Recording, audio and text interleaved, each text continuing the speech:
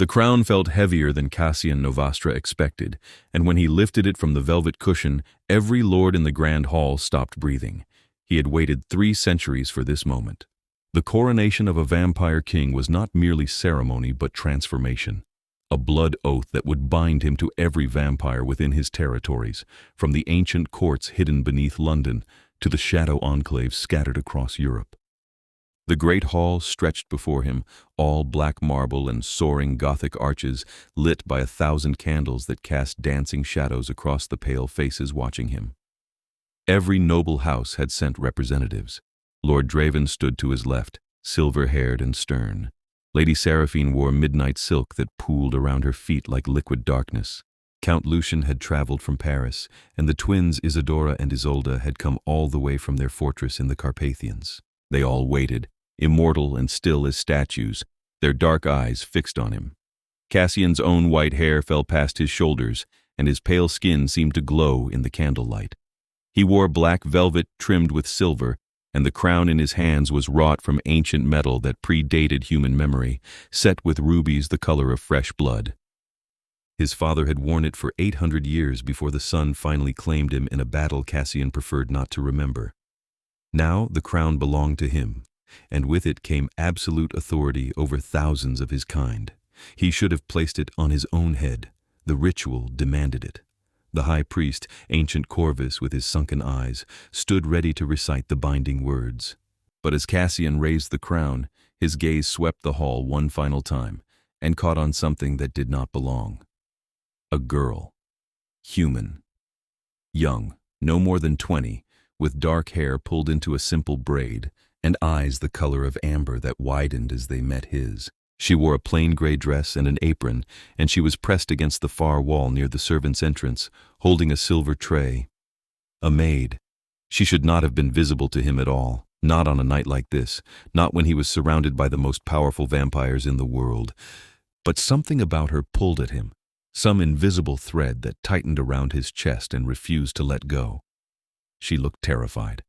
Her pulse hammered in her throat, and he could hear it from across the massive hall, a frantic drumbeat that called to the predator in him. But beneath the fear, he sensed something else. Curiosity. Wonder. She was not looking at him the way humans usually did when they realized what he was. There was no revulsion, no hatred, just those wide amber eyes drinking him in as though he were something miraculous. The silence stretched. Lord Draven shifted, a whisper of movement. "Your Majesty," he said quietly, the title both prompt and reminder. Cassian made his decision in the space between heartbeats. He descended from the dais, the crown still in his hands, and walked across the marble floor. The sound of his footsteps echoed through the hall. Confused murmurs rippled through the assembled nobility. Lady Seraphine tilted her head, her expression unreadable. Count Lucian's mouth curved in what might have been amusement or disapproval. The girl shrank back as he approached, but she did not run. The tray trembled in her hands, crystal glasses chiming softly against each other. Up close, she was even lovelier than he had realized, with a heart-shaped face and full lips and skin that held the warmth of the living. She smelled like lavender and fear, and something uniquely her own that made his fangs ache. "What is your name?" His voice came out softer than he intended, almost gentle. She swallowed hard. "Amara," she whispered. "Amara Ellsworth, Your Majesty." Amara. He tasted the name, let it roll off his tongue. It fit her. "How did you come to be here tonight?" "I work in the kitchens, Your Majesty. I was told to bring wine for the lords after the ceremony. I did not mean to intrude, I was only— Look at me." She had been staring at the floor, but at his command her eyes lifted to his again. This close he could see flecks of gold in the amber, could see the way her pupils dilated as she held his gaze. She was afraid, yes, but she did not look away. Brave then, brave and beautiful, and utterly out of place in this world of immortal predators. "Do you know what tonight means?" he asked. "You are becoming king." Her voice steadied slightly. "King of all the vampires in England and beyond." "Yes." He turned the crown in his hands, letting the rubies catch the light. "And a king may do as he wishes." Before she could respond, before anyone could stop him, Kassian Novastra raised the crown and placed it gently on Amara Ellsworth's head. The hall erupted. Lords and ladies surged to their feet, voices rising in shock and outrage. "Blasphemy!" someone shouted. Lady Seraphine's face went cold as ice, and Lord Draven actually bared his fangs. The ancient Corvus stood frozen, his ritual words dying unuttered. But Kassian did not move. He held Amara's gaze, his hands still raised to steady the crown on her head, and he felt something click into place in his chest. Something he had not even known was missing until this moment. "Kassian!" Draven's voice cut through the chaos. "What madness is this?" "No madness." Kassian spoke without looking away from Amara. "Perfect clarity." The girl's lips parted. The tray slipped from her fingers and crashed to the floor, wine spreading across the marble like spilled blood. "I do not understand," she breathed. "You will."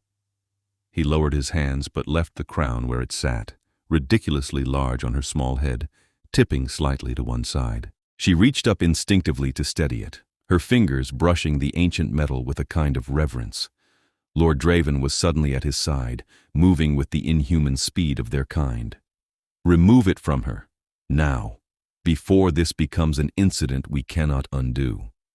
"I have no intention of undoing it." Kassian finally turned to face the assembled nobles, placing himself between them and Amara. "This human will be my queen." The words hung in the air like a death sentence. Lady Seraphine laughed, a sharp, bitter sound. "You cannot be serious. She is human. She is nothing. She is mine." The words came out as a growl, and he felt his eyes flash red with the possessiveness that surged through him. "And I suggest you all remember who I am before you question my decisions further." Amara's hand touched his arm, light as a butterfly. He could feel her trembling. "Your Majesty, please. I think there has been some mistake." "No mistake." He covered her hand with his own, felt her warmth seep into his perpetually cold skin. "Trust me, Amara.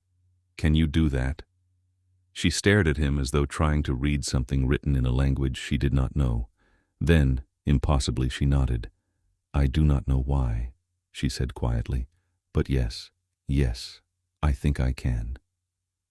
The hall descended into chaos again, but Kassian barely heard it. He was too focused on the girl beside him, the crown on her head, and the absolute certainty that he had just changed the course of his very long life in a way he could not begin to explain. Count Lucien pushed through the crowd, his expression calculating. "If you intend to proceed with this farce, you will need to justify it to the High Council. They will demand an explanation. Then I will give them one." Kassian's jaw tightened. "A king does not answer to the council, Lucien. The council answers to the king." "Not if the king has lost his mind before the crown even touches his head." This from Isadora, one of the Carpathian twins. She glided forward, her movements predatory. "What possible reason could you have for choosing a human over one of our kind? Over one of the noble houses who have served your family for millennia?" "Because she looked at me as though I were worth more than my title." The truth came out before he could stop it, raw and honest. "Because in 300 years, no one has ever looked at me the way she did just now." Silence fell like a shroud. Amara's fingers tightened on his arm. The crown sat crooked on her head, and she looked ridiculous and radiant and absolutely perfect. Lady Seraphine broke the silence with a cold smile. "How touching! But sentiment does not make a queen, Your Majesty.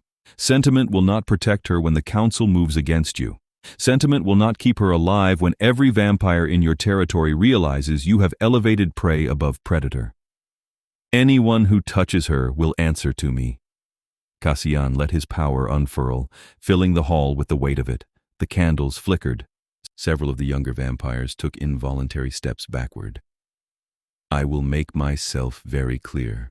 Amara Ellsworth is under my protection. She wears my crown, and that makes her untouchable. Any who disagree with this decision are welcome to challenge me, here, now." No one moved.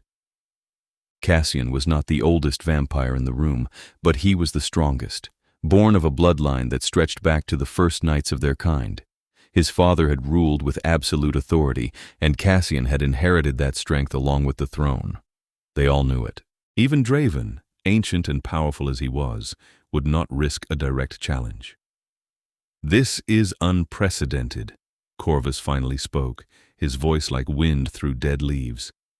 "In 10,000 years of our kind, no vampire king has ever crowned a human." "Then I am the first." Kassian turned back to Amara, who was watching him with a mixture of awe and terror. "Are you hurt?" She shook her head mutely. "Good." He slipped his arm around her waist, a gesture of possession and protection both. "We are leaving. The coronation is complete." "No, it is not," Corvus protested. "The binding ritual has not been performed. You have not taken the oath. You are not yet truly king. I will take the oath in private, with witnesses of my choosing." Kassian began walking toward the doors. Amara held close against his side. "This ceremony is over." The crowd parted before them like water, nobles pressing back against the walls as they passed. Amara stumbled once, and Kassian caught her easily, steadying her.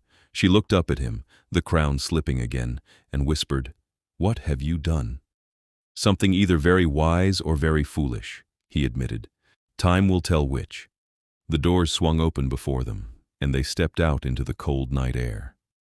The hall was deep beneath the city, accessible only through the ancient tunnels that honeycombed London's underground.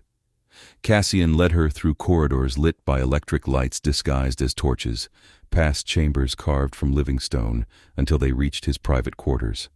The doors closed behind them with a solid thunk, and Amara pulled away from him, her breath coming fast. She reached up and carefully removed the crown from her head, holding it out to him with shaking hands. "Please take it back." "No." "Your Majesty." "Kassian." He took the crown and set it on a table, not taking his eyes from her. "When we are alone, you will call me Kassian. That does not seem appropriate, given that you are a king and I am a kitchen maid. You are no longer a kitchen maid." He moved closer, slowly, as though approaching a wild creature he did not want to startle. "You wear my crown now. That makes you a queen, whether you want it or not." She laughed, a slightly hysterical sound. "You cannot possibly mean that. You do not even know me. I could be anyone. I could be terrible." "Are you terrible?" "No, but—" "Then I fail to see the problem." She pressed her hands to her face, and he realized she was crying. "This is not real. It cannot be real. Things like this do not happen to people like me. Things like this do not happen to anyone." Kassian reached out and gently pulled her hands away from her face. Her cheeks were wet with tears, and something in his chest twisted painfully. "Amara, listen to me. I know this is overwhelming. I know you are frightened. But I need you to understand something. The moment I saw you tonight, something inside me recognized you. I cannot explain it better than that. It was not a choice. It simply was." "But why?" She looked at him with those devastating amber eyes. "Why me? There were dozens of beautiful vampire women in that hall, women who actually belong in your world. I have spent 3 centuries surrounded by beautiful vampire women." He brushed a tear from her cheek with his thumb, marveling at the softness of her skin. "Not one of them ever made me feel like I could breathe again. You did that in a single glance." She drew in a shuddering breath. "I do not know what to say." "Say you will give me a chance."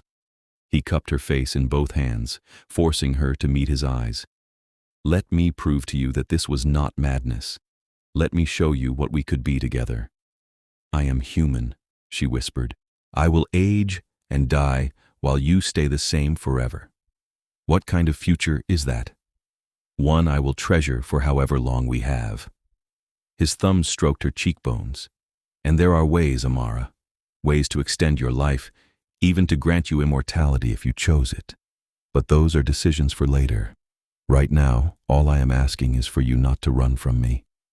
She closed her eyes, fresh tears spilling over. "I am terrified. I know. I will protect you. I swear it on my life, on my crown, on everything I am. No one will hurt you while I draw breath."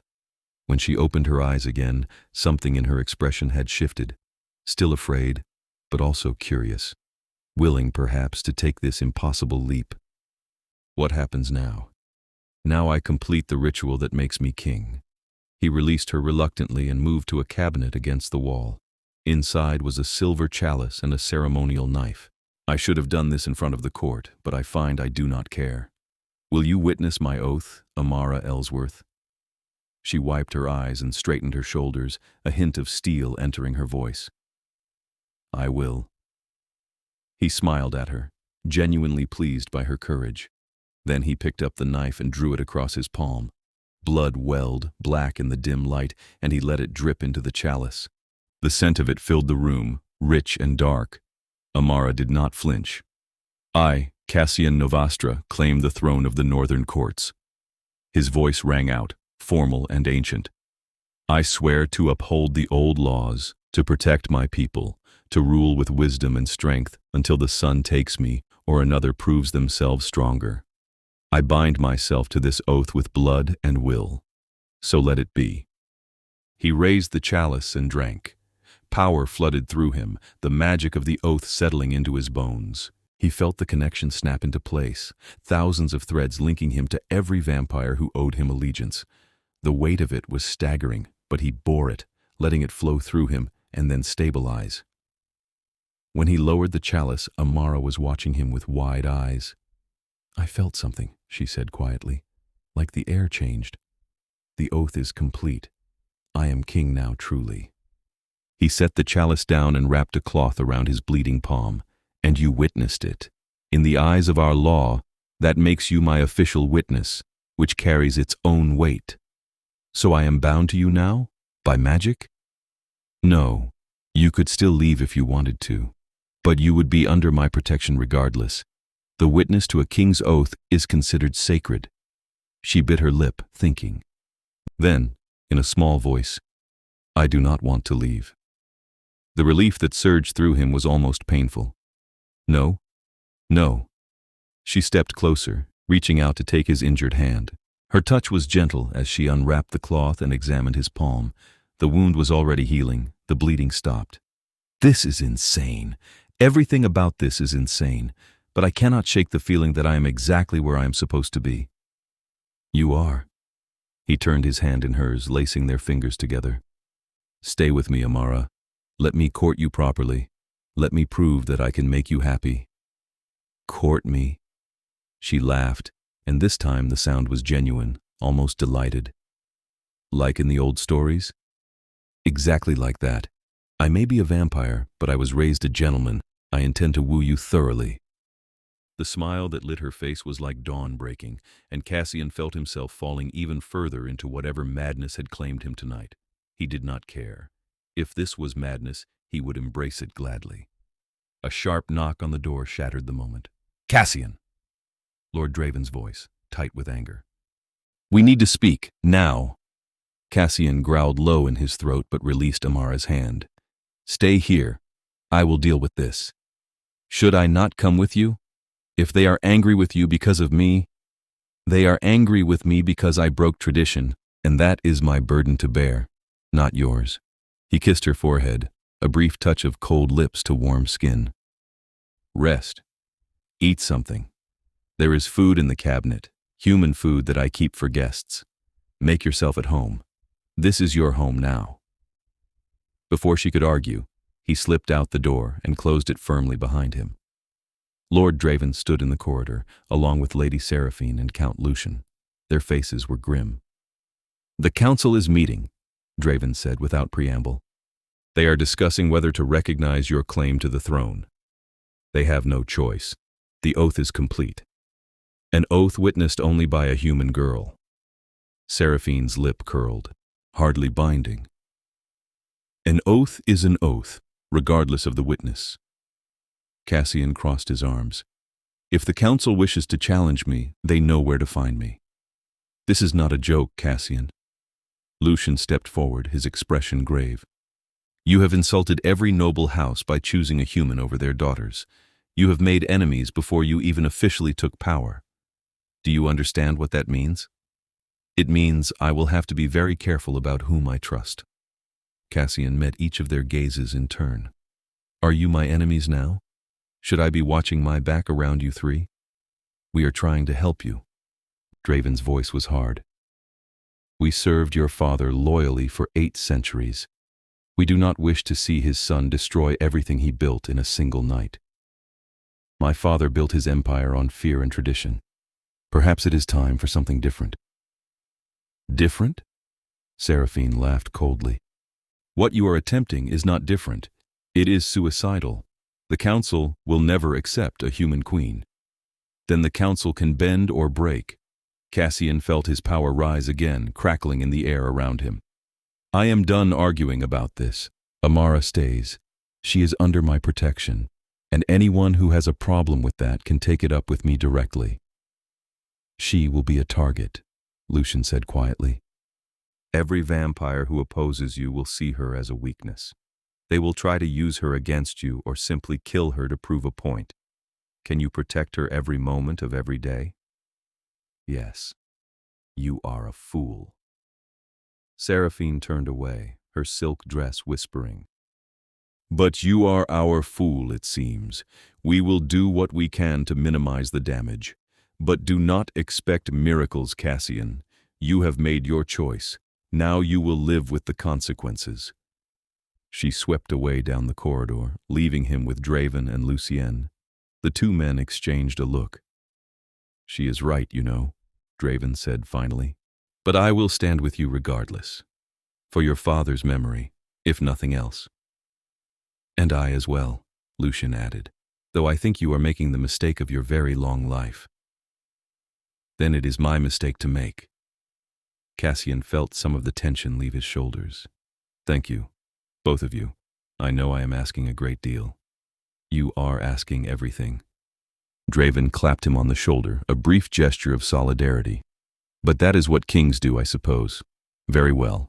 We will call an official council meeting tomorrow night. You will present your case, and we will see if we can sway enough votes to avoid a civil war. I appreciate the optimism. Kassian's tone was dry. I am 3,000 years old, Your Majesty. Optimism is all I have left. Draven smiled faintly. Go back to your human girl. Explain to her what she has gotten herself into. And for the love of all that is dark and unholy, make sure she understands how to behave around the council. If she insults the wrong elder, not even you will be able to save her. They left him then, disappearing into the shadows as only their kind could. Kassian stood alone in the corridor for a long moment, gathering his thoughts. Then he opened the door and stepped back into his quarters. Amara was sitting on the edge of his bed, the crown in her lap. She had found the food he kept for human visitors and was nibbling on a piece of bread, but she looked up when he entered. That sounded intense. It was. He closed the door and leaned against it. I need to be honest with you about what comes next. She set the bread aside. I am listening. The Vampire Council is meeting tomorrow night. They will want to question you, to assess whether you are worthy of the position I have given you. It will not be pleasant. Will they hurt me? Not physically. I will not allow that. But they will try to intimidate you, to make you feel small and inferior. They will test your resolve. He moved to sit beside her on the bed, careful to maintain a respectful distance. I need you to be strong, Amara. I need you to show them that you belong at my side. How can I show them that when I do not even believe it myself? Her voice was small. By being exactly who you are. He picked up the crown from her lap and turned it in his hands. You have courage, intelligence, and a good heart. Those are the qualities that make a true queen. The rest can be learned. You have a lot of faith in me for someone you just met. Yes. He met her eyes. I do. Is that so strange? She shook her head slowly. No, because I feel the same way about you, and that is even stranger. I should be running from you. You are a vampire, a predator, a king of monsters. But when I look at you, all I see is... She broke off, blushing. What? He prompted gently. Safety, she whispered. I look at you and I feel safe. How can that be? Perhaps fate is kinder than we give it credit for. He set the crown aside and took her hand again. I will not lie to you, Amara. The path ahead will be difficult. There will be vampires who try to harm you, who see you as an insult to our kind. But I will be with you every step of the way. I will teach you our ways, protect you from our dangers, and never, ever let you face this world alone. She squeezed his hand. You promise? I swear it on my crown and my life. They sat together in comfortable silence for a while, hands clasped, the weight of the night settling over them both. Finally, Amara yawned, and Kassian realized how late it had gotten. Humans needed sleep, he remembered. She was probably exhausted. You should rest, he said, standing. Take the bed. I will keep watch. You do not sleep? Not the way you do. We go dormant during the day when the sun is up, but at night we are always alert. He pulled back the covers for her, revealing silk sheets. Go on. You are safe here. She hesitated, then kicked off her shoes and climbed into the bed, still wearing her gray dress. He tucked the covers around her with surprising gentleness, and she smiled up at him. Thank you, Kassian. Sleep well, my queen. Her eyes closed almost immediately, exhaustion claiming her. Kassian settled into a chair by the door and watched her breathe. In the candlelight, she looked impossibly young and vulnerable. His queen, his human, his responsibility. He had meant every word he said to the council. He would protect her with his life. Whatever came next, whatever trials they faced, he would not let her be harmed. As dawn approached and he felt the sun's pull dragging him toward dormancy, his last conscious thought was that he had finally found something worth fighting for beyond duty and tradition. He had found her. When Kassian woke the following evening, Amara was still asleep. He took the opportunity to send for human clothes in her size, along with a maid he trusted to help her dress for the council meeting. Elsie was human herself, one of the few who worked in the vampire courts and had proven both discreet and loyal over the years. She arrived within the hour, carrying a selection of gowns. Your Majesty. Elsie curtsied deeply. I heard the news. The whole court is talking about it. I imagine they are. Kassian glanced at Amara's sleeping form. She will need guidance, Elsie. Can I trust you to help her? Of course, Your Majesty. But I must ask, is it true? You truly intend to make this girl your queen? It is true. Elsie's weathered face softened. Then I will do everything in my power to prepare her. She will need it, poor dear. The council is vicious. I know. He moved toward the door. I have matters to attend to before tonight. Stay with her. Help her understand what she is facing. He left before Amara woke, knowing that if he stayed, he would be too distracted to handle the necessary preparations. There were alliances to shore up, enemies to identify, and a council meeting to survive. He spent the day in meetings with his most trusted advisors, planning strategy. Lord Draven had been busy. He had managed to secure the support of 3 council members who were willing to at least hear Kassian out before passing judgment. That left 7 who were openly hostile, and another 5 who were undecided. We need 8 votes to avoid a challenge to your throne, Draven explained, spreading papers across the table in Kassian's study. Right now we have 4, including mine. The swing votes are Elder Theron, Lady Morgana, and the Blackthorn brothers. What do they want? Theron wants reassurance that you will not neglect your duties for the sake of this human girl. Morgana wants a seat on your inner council. The Blackthorns want hunting rights in the Northern Territories. Done, done, and done. Kassian signed off on each concession without hesitation. What else? They want to meet her. All of them. They want to see for themselves what kind of person you have chosen. Tonight's meeting will be their chance. Kassian stood and moved to the window. Outside, the sun had set, and the underground city was coming alive with lamplight and movement. Is she ready? Elsie is with her. She will do her best. Her best may not be enough. Kassian turned back to face his oldest friend. Tell me honestly, Draven, what are our chances? The ancient vampire was silent for a long moment. Then he said, if she stumbles, if she shows weakness or fear, they will tear her apart. Metaphorically speaking, since you would gut anyone who actually harmed her. But they will use her to undermine your authority, to paint you as a lovesick fool who has lost sight of his responsibilities. However, if she is strong, if she can hold her own and prove that she has the steel to be a queen, then we might just pull this off. No pressure then. You are the one who placed a crown on her head in front of the entire court. Draven's smile was thin. You invited this pressure. I know. Kassian ran a hand through his white hair. I would do it again. Then let us hope your instincts are as sound as you believe. When it was time for the council meeting, Kassian returned to his quarters to collect Amara. He stopped in his tracks when he saw her. She stood in the center of the room, transformed. Elsie had dressed her in a gown of deep burgundy velvet that brought out the warmth in her amber eyes.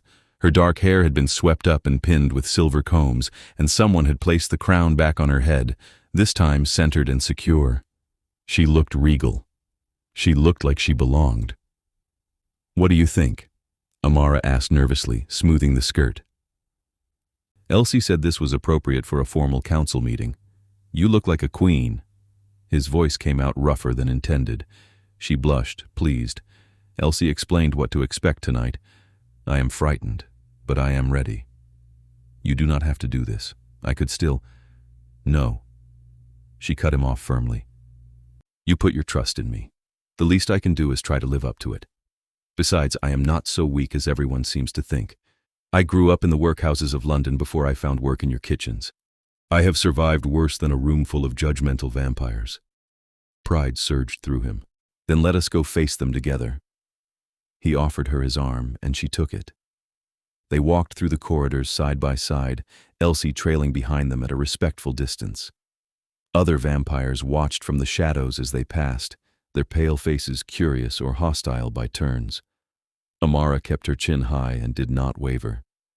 The council chamber was a vast circular room carved from black granite, with a high domed ceiling and no windows.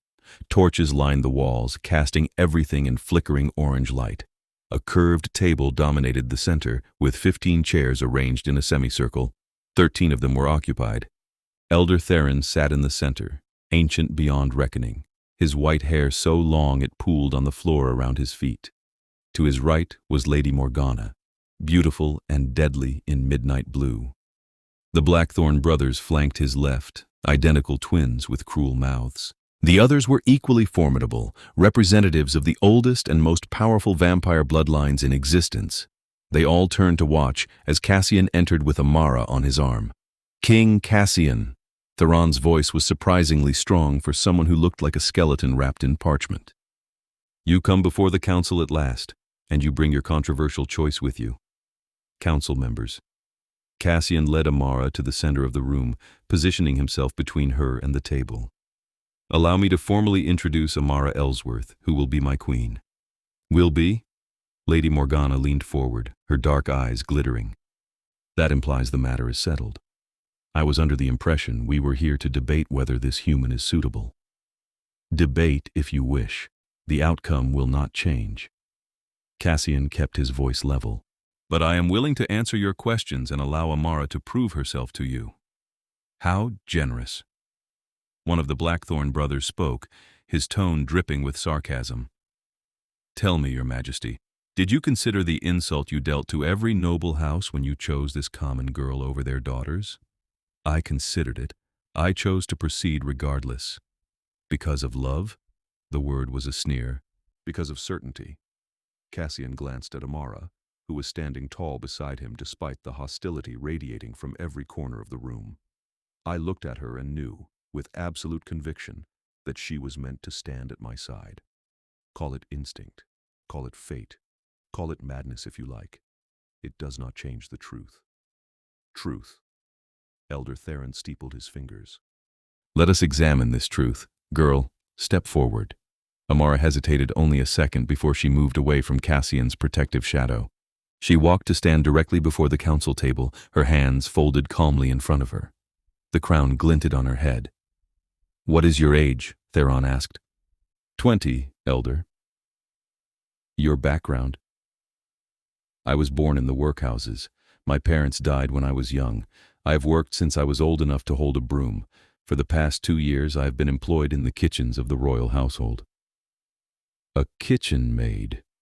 Morgana's lip curled. And you believe yourself qualified to be queen of our kind? No. Amara's honesty seemed to surprise them. I do not, but His Majesty believes it, and I am willing to learn. Willing to learn. One of the Blackthorns laughed. It takes centuries to understand our ways, our laws, our history. You will be dead of old age before you master even a fraction of what you need to know. Then I will learn as much as I can in the time I have. Amara's voice strengthened. And perhaps I will bring a different perspective to the throne, a human perspective. After all, your kind rules over both vampires and humans. Should not your queen understand both worlds? The chamber fell silent. Kassian felt a surge of admiration so strong it was nearly overwhelming. She had turned their criticism into an advantage, and she had done it without flinching. Theron was studying her with something that might have been approval. You have courage, girl. I will grant you that. But courage alone does not make a queen. What else can you offer? Amara thought for a moment. Honesty, she said finally. Every person in this room is immortal, powerful, and used to getting what they want. But I am none of those things, which means I have nothing to lose by speaking truth. I will not flatter you or manipulate you or play political games. I will simply try to do what is right, for the vampires and for the humans who live under your rule. And what makes you think you know what is right? Morgana challenged. I do not, but I know what is wrong, because I have lived it. I know what it is like to be powerless, to be at the mercy of those stronger and richer than you. I know hunger and fear and desperation. She met Morgana's gaze steadily. If I become queen, I will remember those things. I will use my position to protect those who cannot protect themselves. That is what I can offer. The silence stretched. Then Theron spoke again, his tone thoughtful. A noble sentiment. But sentiment does not survive first contact with reality. What will you do when your ideals conflict with the needs of our people? When you must choose between saving human lives and protecting vampire interests? I do not know. Amara's honesty was painful. I suppose I will have to make the best choice I can in that moment and live with the consequences. Is that not what any ruler does? Most rulers have the benefit of experience to guide them. Then I will rely on the experience of others. King Kassian, Lord Draven, the council itself. I am not so arrogant as to believe I can rule alone. I will need help, guidance, and patience. She squared her shoulders. But I am a fast learner, and I am not afraid of hard work. Give me a chance. That is all I ask. Theron looked at Kassian. You have chosen an interesting creature, Your Majesty. I begin to see the appeal. Does that mean you will support us? Kassian asked carefully. It means I will not oppose you. Whether the others agree remains to be seen. Theron gestured to the rest of the council. Speak, all of you. Where do you stand? The next hour was brutal. Some council members voiced their support, swayed by Amara's surprising strength. Others remained adamantly opposed, convinced that a human queen would weaken the throne. The debate grew heated, voices rising as ancient vampires argued over precedent and tradition and the future of their people. Through it all, Amara stood silent and dignified, enduring their scrutiny without complaint. Kassian stayed close, ready to intervene if anyone crossed the line, but she handled herself with a grace that impressed even him. Finally, Theron called for a vote. All in favor of recognizing Amara Ellsworth as King Kassian's chosen queen, raise your hand. Kassian held his breath. One by one, hands went up. Draven, of course, Theron himself. Morgana, after a long pause. The Blackthorn brothers together. Others followed until 8 hands were raised. The measure passes. Theron's voice rang out with finality. Amara Ellsworth is recognized as Queen Consort of the Northern Courts. She will be afforded all respect and protections due her station. This council is adjourned. Amara swayed slightly, and Kassian was at her side in an instant, steadying her. You did it, he murmured in her ear. You won them over. I need to sit down, she whispered back. He swept her up into his arms, ignoring the startled looks from the remaining council members, and carried her out of the chamber. Elsie scurried after them, but Kassian waved her away. He wanted Amara to himself, at least for a little while. Back in his quarters, he set her carefully on the bed and knelt in front of her. "Are you all right?" "I think so." She laughed shakily. "That was the most terrifying thing I have ever done." "You were magnificent." He took her hands in his. "You stood before the oldest vampires in the world and did not flinch. You spoke with wisdom and honesty, and you made them see you as an equal. I have never been more proud of anyone in my life." Tears spilled down her cheeks, but she was smiling. "I could not have done it without you. Knowing you were there, that you believed in me, it gave me strength. You always had that strength." He reached up to brush away her tears. "I just gave you a reason to use it." She leaned forward and pressed her forehead to his. "What happens now? Now we begin the real work." He closed his eyes, savoring her warmth, her presence. "I will teach you everything you need to know about our world. You will learn our history, our laws, our customs. It will not be easy, but I will be with you every step of the way. And we will what? Rule together? Make decisions that affect thousands of lives? Yes. That is terrifying. Yes." He pulled back to look at her, his pale face serious. "But you will not be alone. I promise you that." She studied him for a long moment, her amber eyes searching his face. Then she said, "Kiss me." He froze. "Amara." "Please.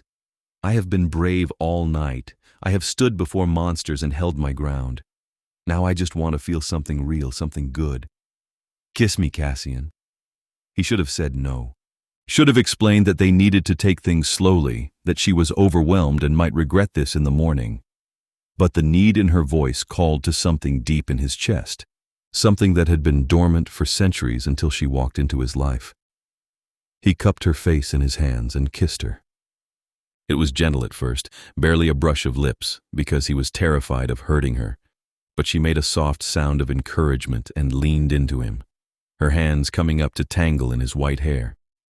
He deepened the kiss, letting himself taste her properly, warmth and sweetness and life. His fangs ached with the need to bite, to claim, but he kept them retracted through sheer force of will. This moment was not about blood or hunger, it was about connection, about two souls finding each other in the darkness. When they finally broke apart, both breathing hard, Amara's eyes were wide with wonder. "I have never been kissed like that before. I have never wanted to kiss anyone the way I want to kiss you." His voice was raw. "You have undone me, Amara Ellsworth, completely and utterly." She smiled and pulled him up onto the bed beside her. They lay together, her head on his chest, his arms wrapped protectively around her. She fell asleep like that, safe in his embrace, while he stared at the ceiling and marveled at how completely his life had changed in the span of a single night. The next few weeks were a whirlwind. Amara proved to be an exceptional student, soaking up knowledge about vampire culture with a hunger that impressed even the most skeptical tutors. Kassian arranged for her to have lessons in history, politics, languages, and combat. She protested the last one until he explained that she needed to be able to defend herself, at least enough to survive until he could reach her. They spent every night together, and with each passing day, Kassian fell deeper under her spell. She was clever and kind, fierce when necessary, but gentle by nature. She asked questions that challenged his assumptions, made him see his own people through new eyes. And slowly, tentatively, she began to trust him with pieces of herself she had kept hidden from the world. One night, about a month after the council meeting, they were in his study going over treaty documents when she suddenly asked, "Do you regret it, choosing me?" He looked up from the papers, startled. "Never." "Why would you ask that?" "Because your life would be easier if you had chosen a vampire. You would not have to deal with the whispers, the judgment, the constant worry that I will be hurt because I am weak. You are not weak." He set the documents aside and pulled her into his lap, something that had become habit between them. "And I do not care about easy. I care about you." She rested her head against his shoulder. "I heard some of the nobles talking today. They were saying that you have gone soft, that you are distracted by your human pet. Lady Seraphine called me a phase you will tire of once the novelty wears off. Rage flared in his chest. Seraphine said that to your face? No, but I overheard it, and I wonder if she is right. What happens when you realize I am just a human girl who will never be able to give you what a vampire could? Amara. He tilted her face up to his. Look at me. Do you see anything in my eyes that suggests I am losing interest? She looked, and whatever she saw there made her relax. No. That is because my interest in you has nothing to do with novelty or curiosity. It is deeper than that. You are in my blood, in my soul. I chose you because I could not imagine choosing anyone else, and every day since has only confirmed that I was right. Even when I mess up, when I use the wrong fork at dinner or insult some ancient vampire without meaning to. Especially then. He kissed her forehead. You are learning and you are trying, and that is all anyone can ask. The vampires who criticize you are just afraid. Afraid of change, afraid of what it means that their king chose a human over one of their own. But their fear is their problem, not ours. She sighed. Sometimes I feel like I am drowning in all of this. The lessons, the politics, the constant pressure to be perfect. I miss my old life sometimes. It was hard, but at least it was simple. Do you want to go back? The question hurt to ask, but he needed to know. No. Her answer was immediate and certain. No, I do not. I miss the simplicity, but I do not miss the person I was. You have given me a chance to be something more, to matter in a way I never could have before. I will not waste that, even if it is difficult. You already matter. He stroked her hair, marveling at its softness. You matter to me more than you will ever know. They sat together in comfortable silence until she yawned. He smiled and carried her to bed, tucking her in with the same tenderness he showed every night. She caught his hand before he could pull away. Stay, she murmured, half asleep. I sleep better when you are here. So he lay down beside her on top of the covers and watched her drift off. He did not need sleep the way she did, but there was something peaceful about lying next to her, listening to her breathe, feeling the warmth of her body beside him. He was so focused on her that he almost missed the faint sound of footsteps in the corridor outside. But his predator instincts kicked in, and he was up and at the door in a heartbeat, silent as death. Someone was approaching, multiple someones, and they were trying to be quiet. Kassian eased the door open a crack and saw 3 figures in the shadows. Vampires, young and foolish, with weapons in their hands. Assassins, then, come to kill Amara while she slept. Fury roared through him. He stepped into the corridor and let the door close softly behind him, cutting off their access to his queen. The 3 assassins froze when they saw him, their eyes going wide with fear. Going somewhere. His voice was soft, lethal. The lead assassin, a boy who could not have been more than a century old, raised his sword. Stand aside, Your Majesty. Our business is with the human, not you. Your business is with me if you think I will allow you within 10 feet of her. Kassian let his power unfurl, filling the corridor with the weight of it. All 3 assassins took involuntary steps backward. Who sent you? We act on our own, the boy said, but his voice shook. Many vampires believe you have been compromised by that human. We are simply removing the problem. You are simply committing treason. Kassian moved faster than any of them could track, and suddenly he had the boy by the throat, lifted off the ground. The penalty for threatening the queen is death. Shall I demonstrate? The other 2 assassins ran, vanishing into the shadows. But Kassian held on to the leader, squeezing just hard enough to make his point. I am going to let you live, he said quietly. Because you are young and stupid, and I remember what that was like. But you will carry a message back to whoever put you up to this. Tell them that anyone who threatens Amara Ellsworth will face my personal wrath. Tell them I will show no mercy. Tell them that I am prepared to go to war to protect her. Do you understand? The boy nodded frantically, and Kassian released him. He dropped to the ground, gasping, and scrambled away. Kassian watched until he disappeared, then returned to his quarters. Amara was sitting up in bed, her face pale. What was that? Nothing you need to worry about. He locked the door and reinforced it with every ward and protection spell he knew. Go back to sleep. Kassian, I heard you threaten someone. He turned to face her, and she flinched at whatever she saw in his expression. He forced himself to take a breath, to push down the rage still coursing through him. There were assassins in the corridor. They came for you. I sent them away. Oh, God. She pulled the covers up to her chin. This is my fault. If I were not here, do not finish that sentence. He crossed to the bed and sat down beside her. This is not your fault. This is the fault of cowards who cannot accept change, but they will learn. I will make sure of it. By going to war? That is what you said, is it not? That you would go to war to protect me? Yes.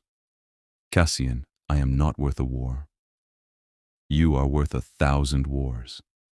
He pulled her into his arms, holding her tight against his chest.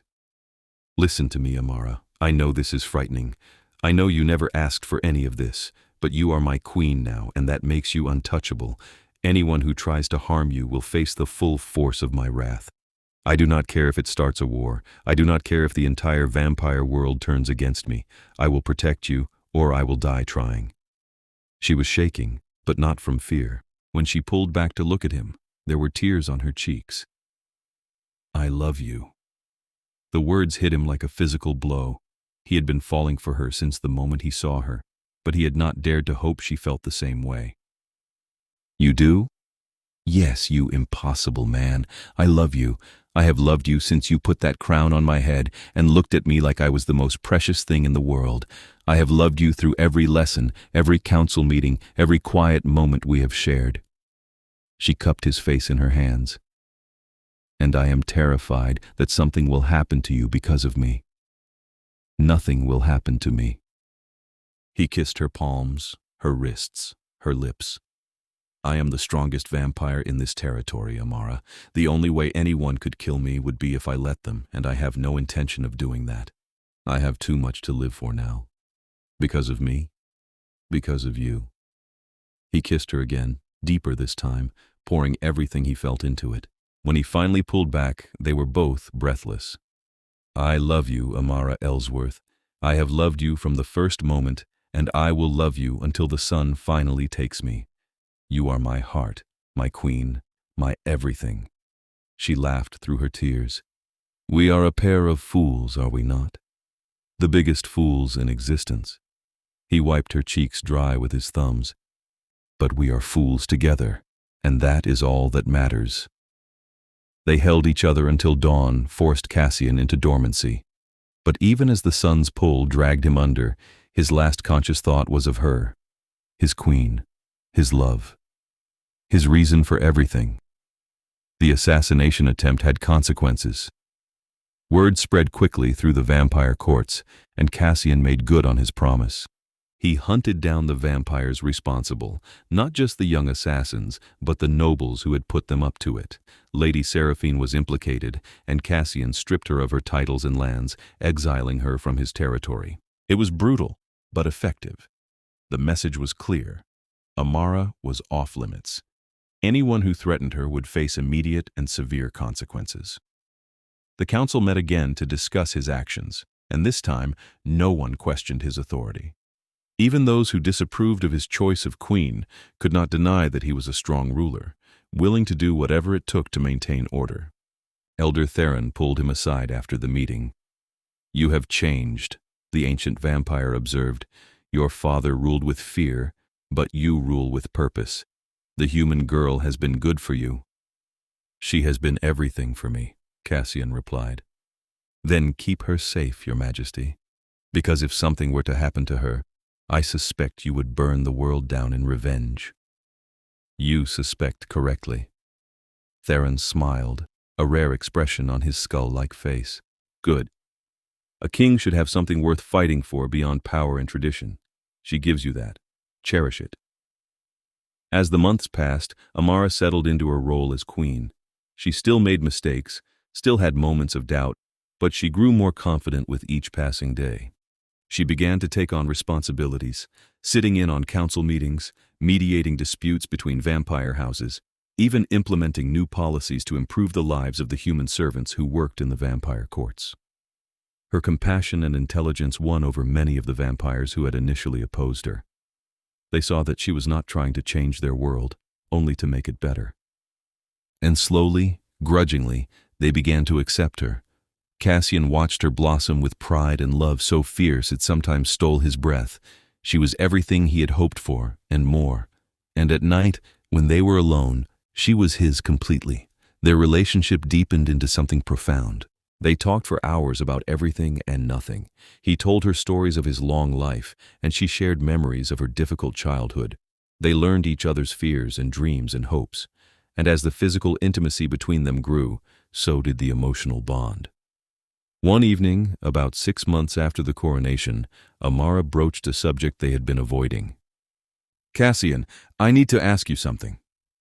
They were in the gardens beneath the city, a vast underground space lit by magical lights that mimicked moonlight. She had been delighted to discover it, and they had taken to walking there together most nights. "Ask me anything," he said, lacing his fingers through hers. "Will you ever turn me? Make me a vampire?" He stopped walking. "Is that what you want?" "I do not know." She bit her lip. "Part of me wants to stay human, to remain connected to that world. But part of me knows that I will age and die while you stay the same, and I cannot bear the thought of leaving you. I cannot bear it either." The admission hurt. But turning someone is not a decision to make lightly, Amara. It is permanent. You would lose your humanity, your connection to the sun, your ability to have children. You would become a predator, dependent on blood to survive. And the process itself is agonizing. But I would have eternity with you. Yes. He turned to face her fully, taking both her hands. "And if you want that, if you truly want to become one of us, I will turn you myself. But I will not pressure you. This has to be your choice." "When would we do it? If I decided yes?" "Traditionally, we wait until you are at least 25. Vampires do not age, so whatever age you are when you are turned is the age you will remain forever. Most people prefer to have a few years of full adulthood before they make that choice." "That makes sense." She leaned against him, and he wrapped his arms around her. "I think I want to do it. But you are right. I should wait a few more years. Give myself time to be sure." "There is no rush." He kissed the top of her head.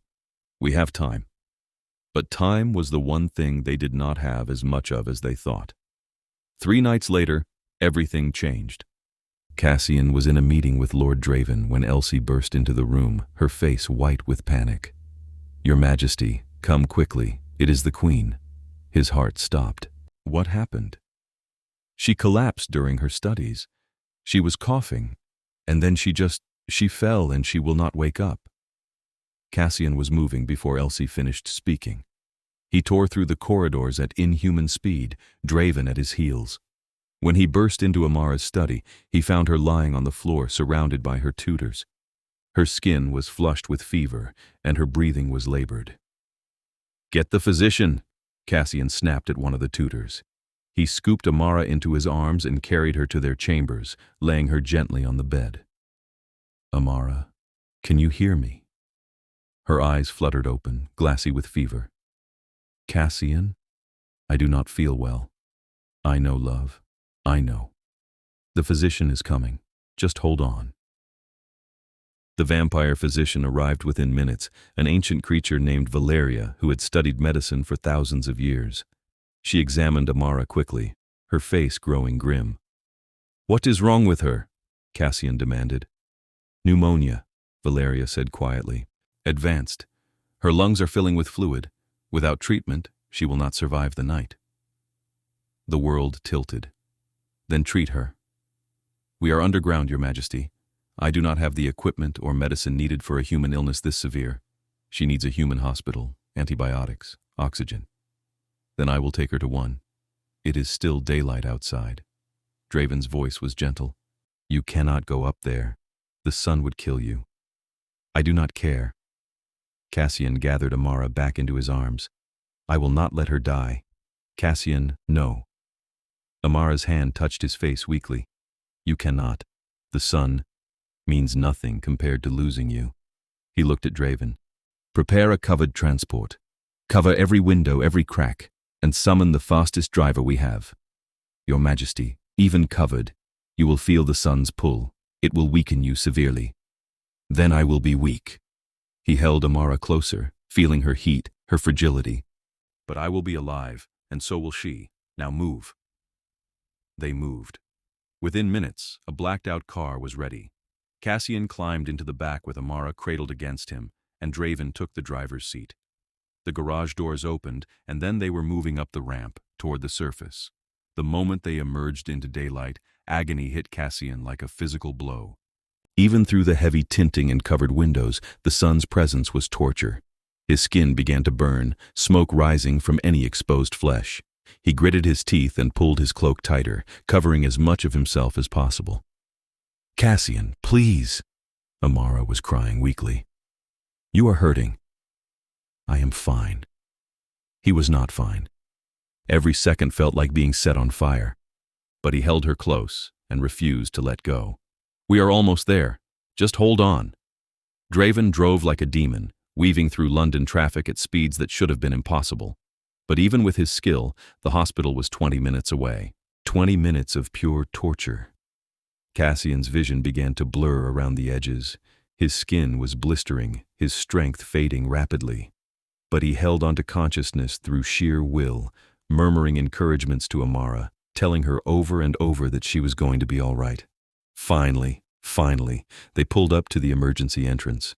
Draven threw the doors open, and Kassian stumbled out, Amara in his arms. Sunlight hit him directly, and he screamed.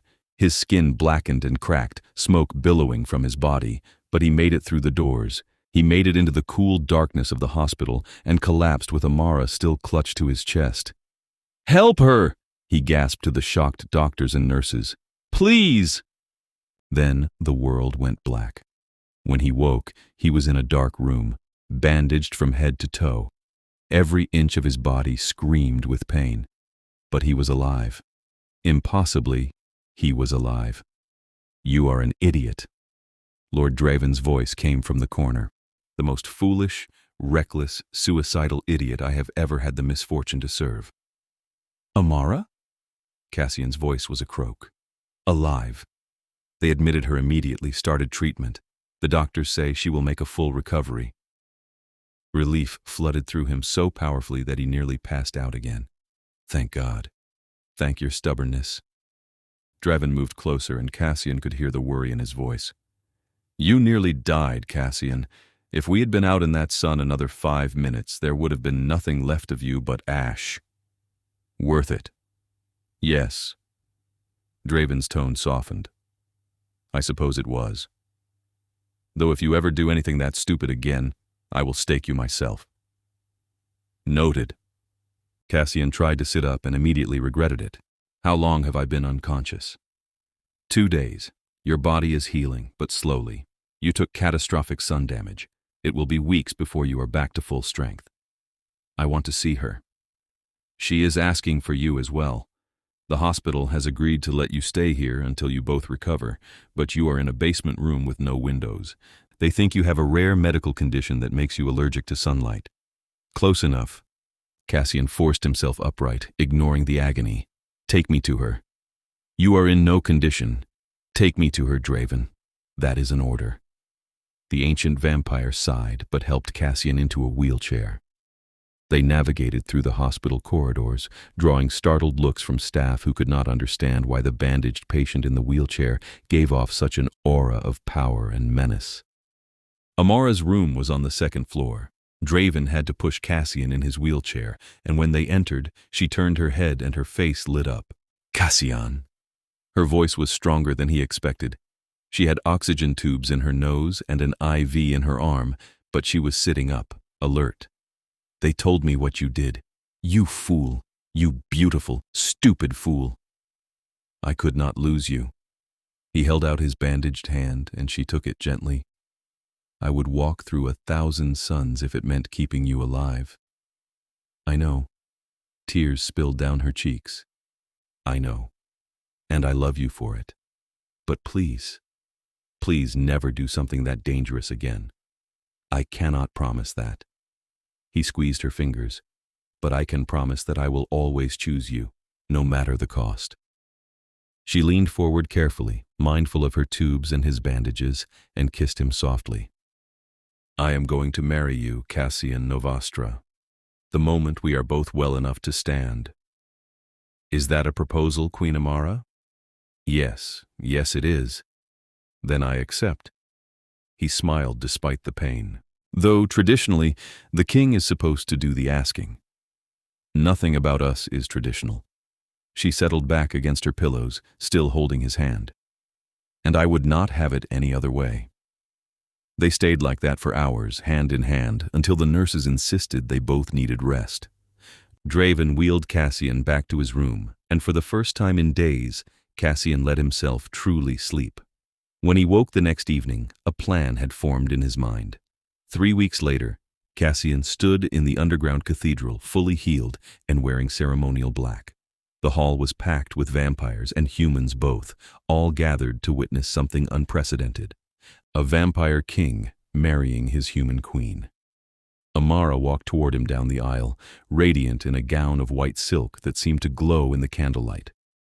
The crown sat on her head, perfectly centered now, a symbol of her place at his side. When she reached him, he took her hands and felt the warmth of her, the life of her, and thanked every dark power in existence that she was still here.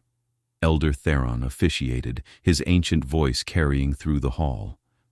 We are gathered tonight to witness the union of King Kassian Novastra and Queen Amara Ellsworth, two souls from different worlds, bound by love that transcends mortality itself. Kassian barely heard the rest of the ceremony. He was too focused on Amara, on the way she smiled at him, on the tears of joy in her eyes. When it came time for vows, he spoke from the heart. Amara, you walked into my world and turned it upside down. You challenged me, changed me, made me better than I ever thought I could be. I vow to love you, to protect you, to stand by your side through every challenge and every joy. You are my heart, my queen, my reason for everything, and I will spend eternity proving myself worthy of your love. Her vows were just as heartfelt. Kassian, you saw me when I was invisible. You believed in me when I did not believe in myself. You gave me a crown, yes, but more importantly, you gave me a purpose, a home, and a love I never dreamed possible. I vow to be your partner, your equal, your fiercest defender. I will stand with you against whatever comes, in this life and whatever comes after. I love you beyond measure, and I always will. Theron smiled, a rare and genuine expression. Then by the power vested in me by the old laws and the new, I pronounce you husband and wife. Long may you reign. Kassian pulled Amara into his arms and kissed her as the hall erupted in applause. Human and vampire alike cheered for their king and queen, the impossible couple who had defied every expectation. When they finally broke apart, Amara laughed breathlessly. We did it. We did. He rested his forehead against hers. And this is only the beginning. The celebration lasted all night. Vampires who had once opposed Amara now came to offer their congratulations and allegiance. Lord Draven gave a speech about love conquering all, which surprised everyone who knew his usually dour nature. Even Lady Morgana, once skeptical, admitted that Amara had proven herself a worthy queen. As dawn approached and the party wound down, Kassian and Amara slipped away to their private chambers. They stood together on the balcony that overlooked the underground city, watching the magical lights dim to mimic the rising sun above. I never imagined my life would turn out like this, Amara said softly. A year ago I was scrubbing pots in a kitchen. Now I am married to a vampire king. A year ago I was convinced I would rule alone forever, Kassian replied. Now I cannot imagine existing without you. She turned to look at him, her expression serious. I have been thinking about what we discussed before, about turning me. His heart skipped. And? I want to do it. Not right away, but soon, maybe on my 25th birthday. I want to spend eternity with you, Kassian. I want to be your true equal in every way. Are you certain? Once it is done, there is no going back. I am certain. She took his hands. I have found my place, my purpose, my love. Why would I give that up when I could keep it forever? He kissed her deeply, pouring everything he felt into it. When they broke apart, he whispered, "Then on your 25th birthday, I will turn you, and we will rule together for centuries to come." "Promise me something else," she said. "Anything. Promise me that no matter how long we live, no matter how powerful we become, we will never forget this feeling, this moment, the way we feel right now." "I promise." He held her close, his queen, his wife, his everything. "I will never forget. Not in 1,000 years, not in 10,000. You are etched into my soul, Amara, forever." They stood together as the lights dimmed completely, mimicking the dawn. Above them, the real sun rose, but down here in their world of shadows and secrets, they had found something just as bright. They had found each other. 4.5 years later, on Amara's 25th birthday, Kassian fulfilled his promise. In a private ceremony witnessed only by their closest friends, he turned her. The process was agonizing, just as he had warned, but she endured it with the same courage she had shown that first night in the hall. When she woke 3 days later with pale skin, white hair, and eyes that glowed red in the darkness, the first thing she saw was Kassian's face. "Hello, my queen," he said softly. She sat up, feeling the power coursing through her veins, the enhanced senses, the hunger. But underneath it all, she was still herself, still Amara. "Hello, my king." They kissed, and it was different now that they were the same. She was no longer fragile, no longer in danger of breaking. She was his equal in strength as well as spirit. Together, they returned to the throne room where it had all begun. The crown that Kassian had once placed on her head now sat permanently, no longer too large or crooked. It fit perfectly because she had grown into it. She took her place beside him on a throne that had been crafted to match his, and together they looked out at their people. Vampire and human alike bowed before them, united under the rule of the king who had chosen love over tradition and the queen who had proven herself worthy of that choice. "What are you thinking?" Kassian asked quietly. "I am thinking that I would do it all again," Amara replied. "Every scary moment, every challenge, every threat. I would do it all again for this." "As would I." He took her hand, lacing their fingers together. "We have eternity ahead of us now, my love. What shall we do with it?" She smiled, her fangs gleaming in the candlelight. "Let us make the world better, for everyone who lives in it, human and vampire alike. Let us be the rulers they deserve. Together? Always together." And so they ruled, the vampire king and his once human queen, for centuries beyond counting. They became legends, the impossible couple who defied every law and tradition to find each other. They were wise and just, fierce in protection of their people, and utterly devoted to one another. Historians would write about them. Poets would compose sonnets. Young vampires would grow up hearing the story of the coronation night when King Kassian placed his crown on a poor maid's head and changed the world forever. But for Kassian and Amara, the story was simpler than that. It was not about crowns or kingdoms or breaking traditions. It was about two souls recognizing each other across the divide between life and death, mortal and immortal, and choosing to be together no matter the cost. It was about love, the kind of love that transcends time and circumstance, the kind that burns bright enough to light up even the darkest shadows. And they lived that love every single night for the rest of forever. In their 500th year together, they stood once more in the great hall where it had all begun. The space had been renovated, modernized, but the essence remained the same. Amara walked to the spot where she had stood that first night, terrified and overwhelmed, holding a tray of wine glasses. "I remember being so frightened," she said, looking around at the soaring arches. "I thought I was going to die when you walked toward me."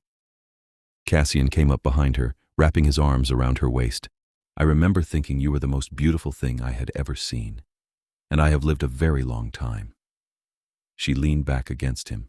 "Do you ever regret it? Any of it?" "Never."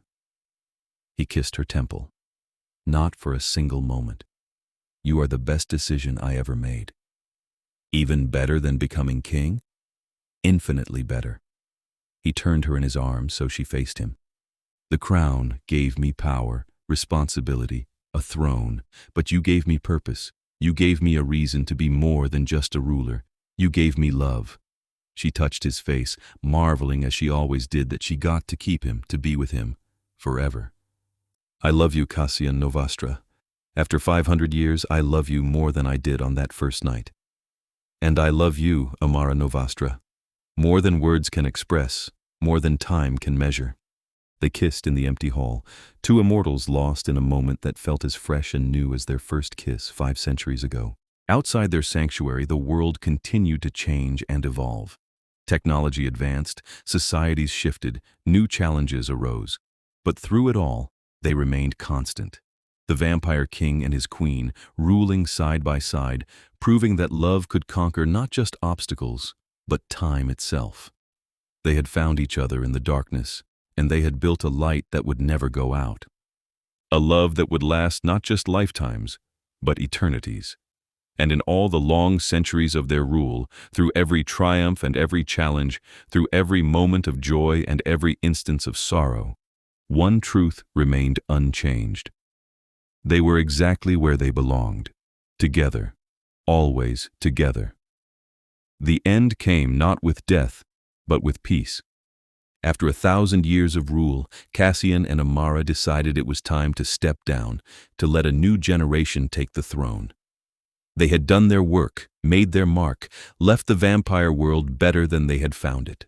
They passed the crown to a worthy successor, a young vampire who had learned from their example and promised to continue their legacy of justice and compassion. And then, hand in hand, they walked away from the throne room one final time. They traveled the world together, exploring places they had never had time to visit during their reign.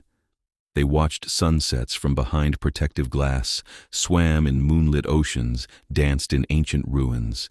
They were no longer king and queen, but simply Kassian and Amara, two souls who had found each other and refused to let go. One night, centuries after they had left the throne, they returned to London. The underground city had changed almost beyond recognition, but their old chambers remained, preserved as a historical site.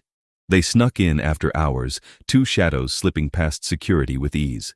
They stood in the room where they had spent so many nights together, where Kassian had first kissed her, where she had told him she loved him, where they had made 1,000 memories. "Do you remember?" Amara asked softly. "Everything," Kassian replied. "Every moment, every word, every touch. I remember it all." "Good." She smiled at him, her face still young, still beautiful after more than 1,000 years. "Because I intend to give you 1,000 more lifetimes of memories." "Is that a promise?" "It is a guarantee."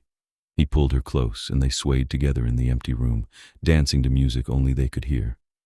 Outside, the world continued its endless turning. But in here, in this moment, they were exactly as they had always been. Together, in love, forever. And that was the greatest story ever told in all the long history of their kind. Not the story of a vampire king who broke tradition, or a human maid who became queen, but the story of two people who found each other against all odds and built a love that time itself could not touch. A love that would echo through eternity, a testament to the power of choosing with your heart instead of your head, of seeing beyond what someone is to who they could become, of believing in impossible things and making them real. Kassian and Amara Novastra, the vampire king and his queen, the eternal lovers, the impossible couple, together, always together, forever and always. And they lived happily, truly and completely for all the endless nights to come.